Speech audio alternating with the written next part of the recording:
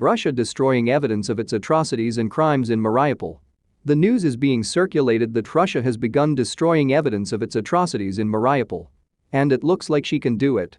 Which, for granted, will cause a more sluggish reaction from Europeans to what could get into the camera lenses.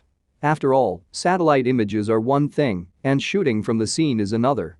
It turns out that since the Europeans will have nothing to show, they can pretend that there were no atrocities in Mariupol. After all, Europeans before Bucha did not understand what was going on there. They definitely needed to see it. How lazy they are in their thinking. And without pictures, well, they can't imagine the atrocities of Russians in Bucha and other places. It is understandable, they had the experience of non-intervention and third-party observation of what was happening in Syria, for example. Why should Ukraine be different?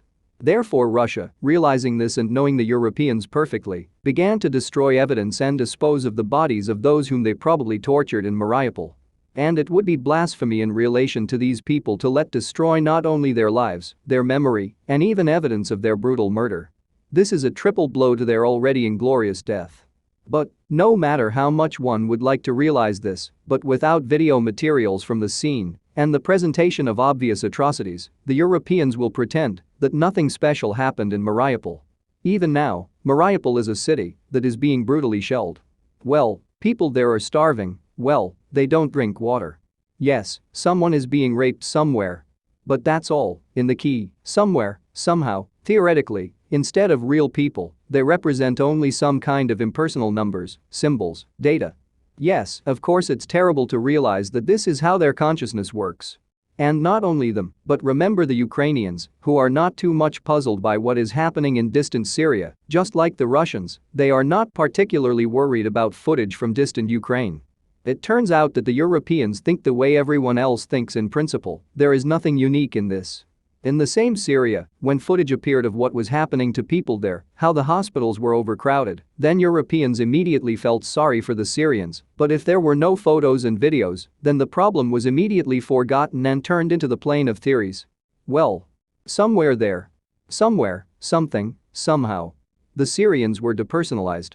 Similarly, at this very moment, Mariupol residents are becoming impersonal. Even in the most terrible fantasies it is impossible to imagine what many of them had to go through, but no one will know about it. They found out in Bucha, but only after the world saw these shots.